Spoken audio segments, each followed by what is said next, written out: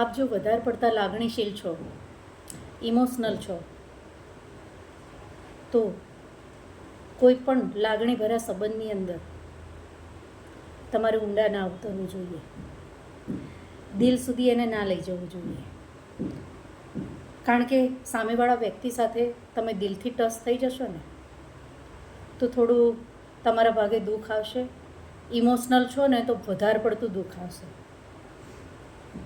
કારણ કે આ દુનિયાની અંદર કોઈ પણ સંબંધ આખી લાઈફ ટાઈમ નથી ચાલતો. એટલે કોઈ પણ સંબંધની અંદર જોડાતા પહેલાં થોડું પ્રેક્ટિકલ પણ રહેજો. જો વધારે પડતા ઇમોશનલ છો તો. બાકી અત્યારે બધા પ્રેક્ટિકલ જ છે ભાઈ. આજ તું કાલ બીજી એવું કામકાજ હોય છે. સાચું.